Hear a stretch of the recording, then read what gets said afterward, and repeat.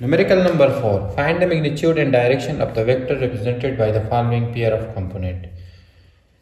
A part इसका है ax equal to -2.3 centimetre और ay है इक्वल टू 4.1 सेंटीमीटर।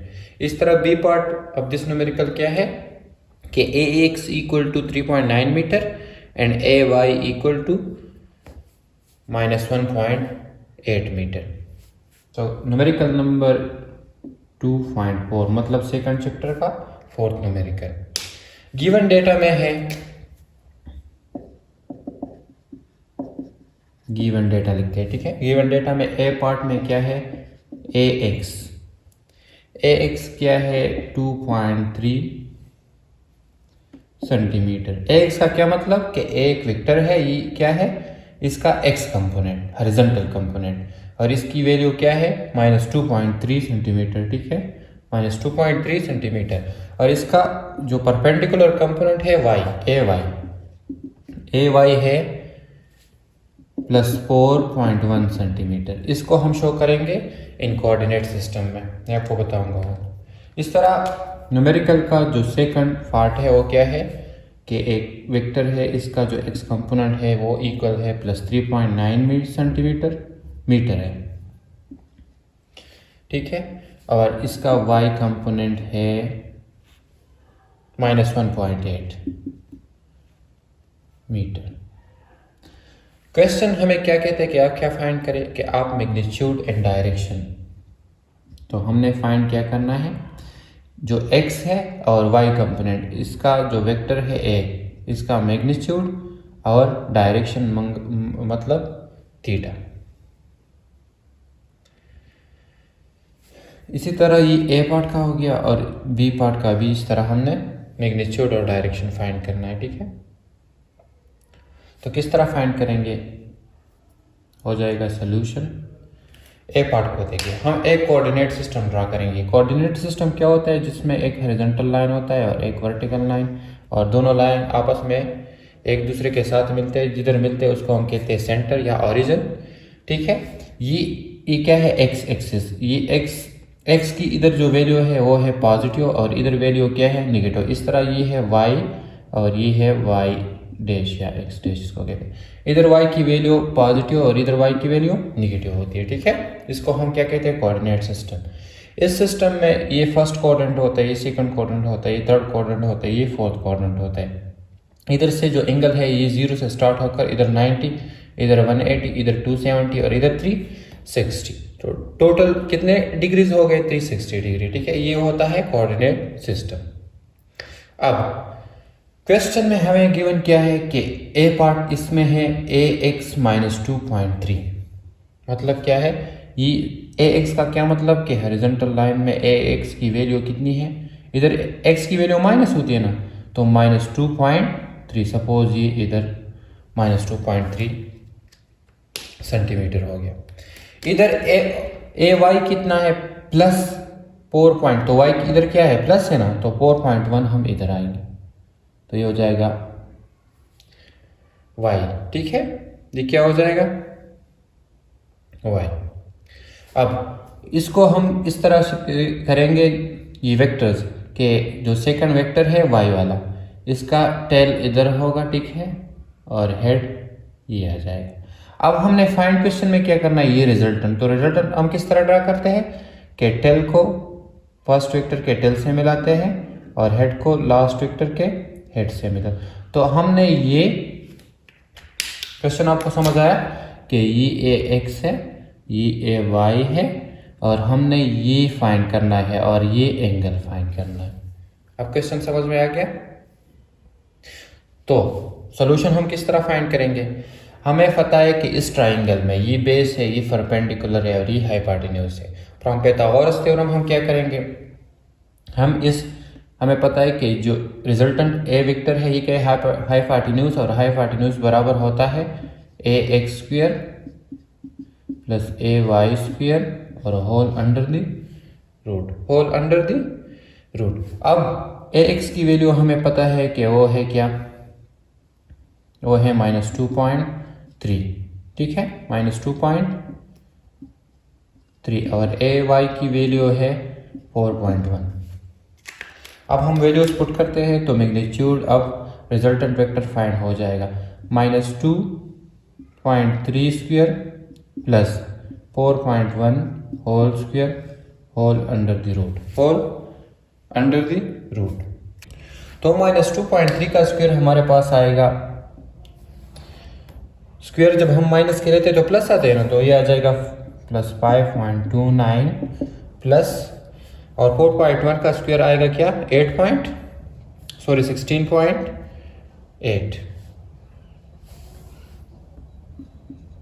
16.81 और whole under the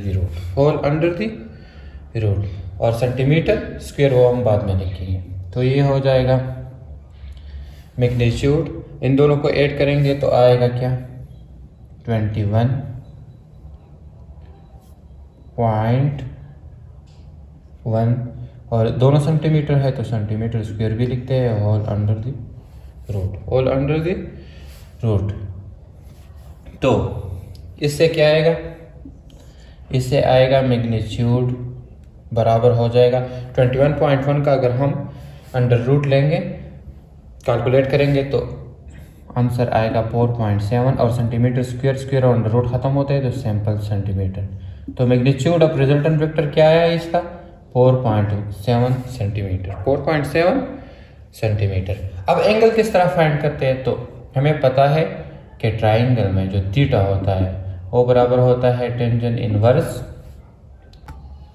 perpendicular divide by base.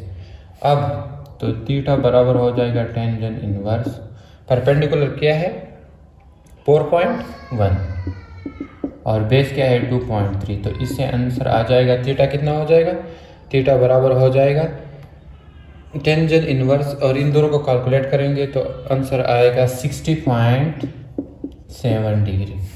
तो एंगल कितना है 60.7 डिग्री। तो हमने फाइंड कर दिया ए पार्ट में मैग्नीट्यूड और डायरेक्शन ऑफ रिजल्टेंट वेक्टर, ठीक है।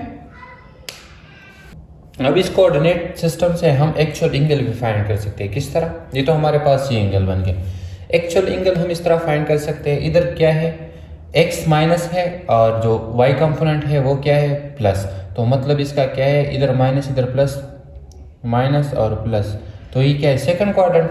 इधर फर्स्ट क्वाड्रेंट में दोनों प्लस होते हैं और थर्ड क्वाड्रेंट में दोनों नेगेटिव होते हैं, और फोर्थ क्वाड्रेंट में जो y है वो क्या है माइनस और x क्या है प्लस।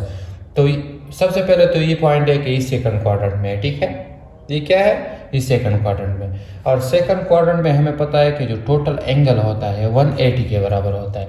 तो एक्चुअल एंगल सपोज ये क्या एंगल डैश, हम क्या करेंगे 180 से माइनस करेंगे 60.7 को, तो हमारे पास आएगा 119.3 डिग्री, ठीक है 119। ये एक्चुअल एंगल आ गया हमारे पास, ठीक है, ये क्या आ गया एक्चुअल एंगल। इस तरह इसका जो सेकंड पार्ट है,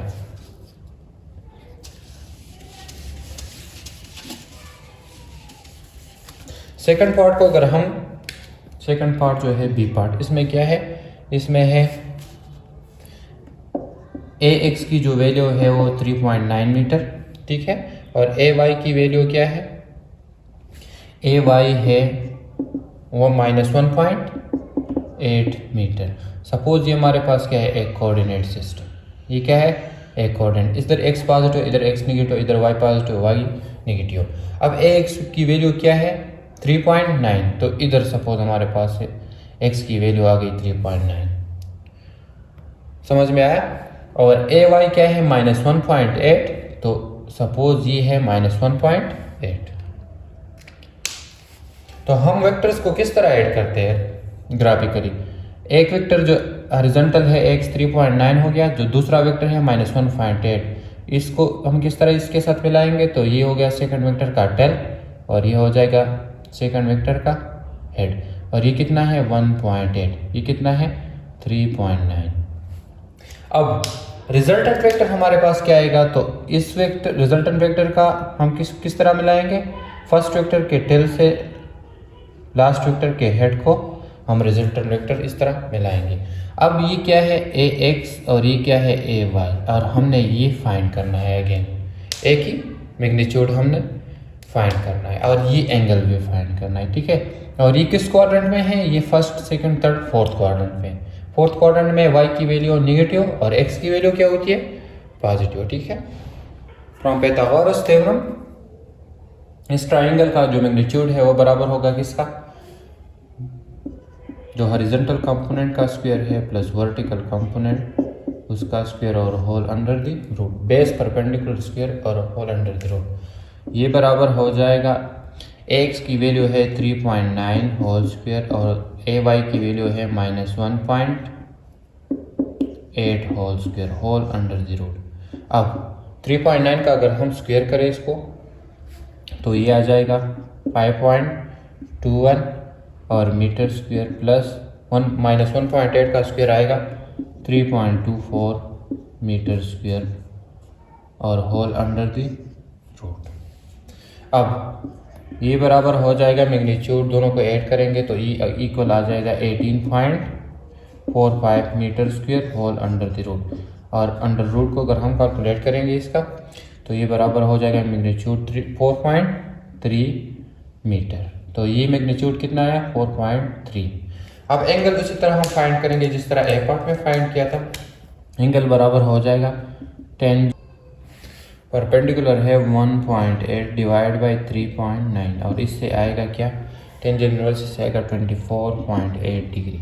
अब एक्चुअल एंगल को हम फाइंड करेंगे तो किस तरह फाइंड करेंगे, एक्चुअल एंगल बराबर हो जाएगा इधर से लेकर इधर तक 180 और इधर से लेकर इधर तक टोटल कितना है, फोर्थ क्वाड्रेंट में 360 डिग्री। तो 360 डिग्री से हम माइनस करेंगे इसको तो आएगा क्या, इससे आएगा 335.2 degree.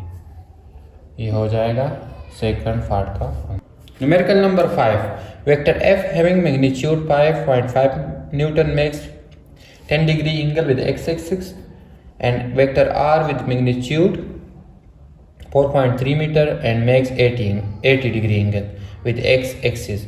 What is the magnitude of their dot and cross product. तो न्यूमेरिकल नंबर 2.5 मतलब सेकंड चैप्टर में 5 numerical given data. Given data में दो वेक्टर्स है, ठीक है। एक वेक्टर है f और f जो वेक्टर है इसका मैग्नीट्यूड बराबर है किसका 5.5 न्यूटन, ठीक है। और एंगल जो है इसका हम इसको अगर नाम देते θ1 वो कितना है 10 डिग्री। इस तरह दूसरा वेक्टर जो है वो है r और r का मैग्नीट्यूड कितना है, r का मैग्नीट्यूड है 4.3 मीटर और एंगल जो उसको हम नाम देते हैं θ2 वो है कितना 80 डिग्री। इसको अगर हम कोऑर्डिनेट सिस्टम में शो करेंगे तो किस तरह देखें, ये होता है कोऑर्डिनेट सिस्टम। इसको हम हॉरिजॉन्टल लाइन कहते हैं, जो x एक्सिस इसको हम कहते हैं, और ये होता है वर्टिकल लाइन जो y एक्सिस। इधर y पॉजिटिव, इधर x पॉजिटिव, इधर x नेगेटिव, इधर y नेगेटिव। ये first quadrant, second, third, fourth quadrant. अब वेक्टर को अगर आप देखें तो क्वेश्चन में गिवन क्या है कि ये x एक्सिस में है और दोनों क्या है पॉजिटिव वैल्यू है, ठीक है। तो मतलब इधर है। अब x एक जो है f जो वेक्टर है इसका मैग्नीट्यूड कितना है 5.5 और एंगल कितना है 10 डिग्री। तो मतलब ये कि इधर से 10 डिग्री, तो ये सपोज हो जाएगा f।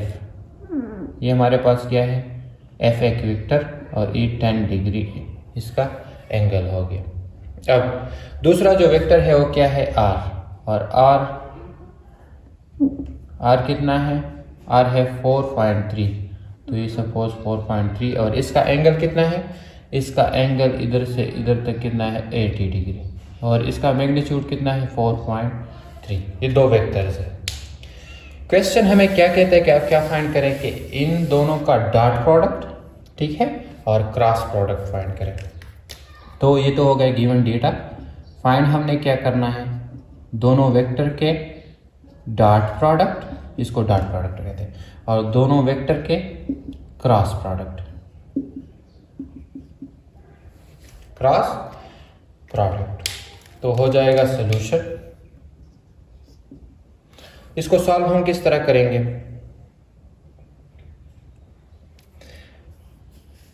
सबसे पहले हम इन दोनों के दरमियान जो एंगल है ये हम फाइंड करेंगे। इन दोनों के दरमियान, इन दोनों वेक्टर्स के दरमियान जो एंगल है ये वाला है, ये इन दोनों के दरमियान ये एंगल हम फाइंड करेंगे। किस तरह फाइंड करेंगे?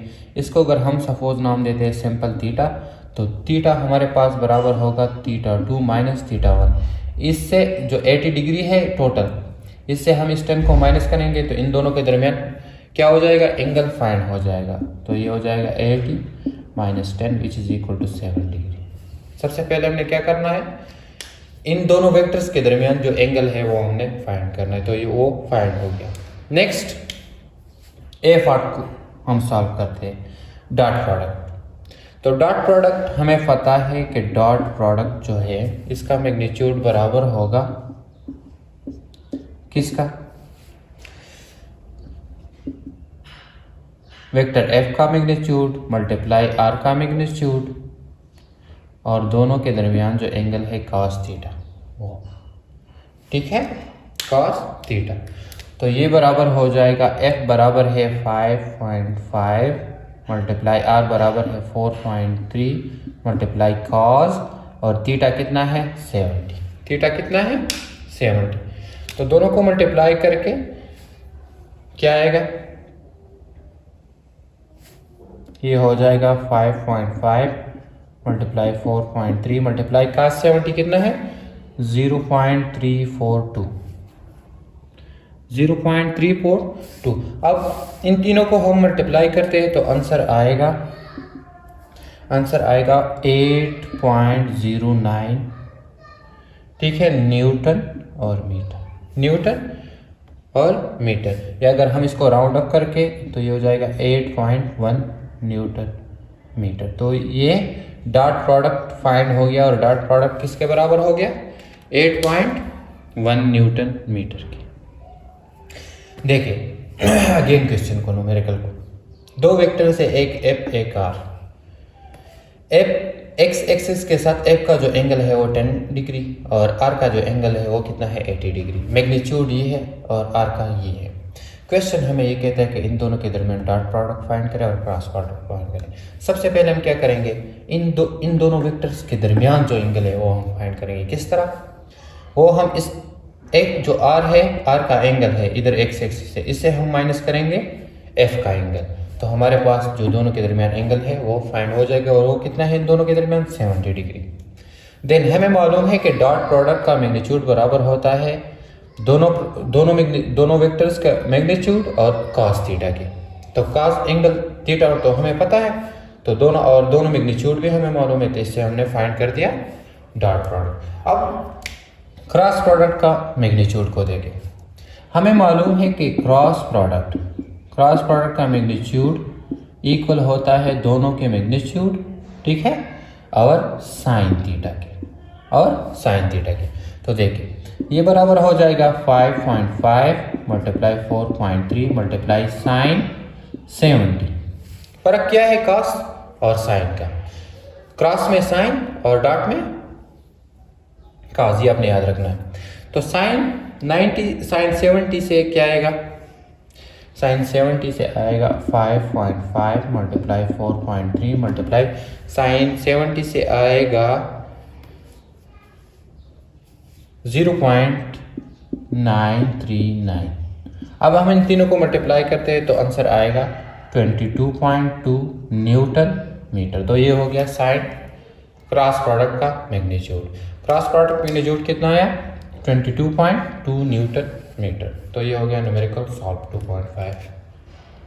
न्यूमेरिकल नंबर 6 नंबर न्यूमेरिकल का स्टेटमेंट है कि the magnitude of dot and cross product, दो मैग्नीट्यूड है, एक डॉट प्रोडक्ट का और एक क्रॉस प्रोडक्ट का, 6 अंडर द रूट 3 और 6 respective. Find the angle between the two vectors.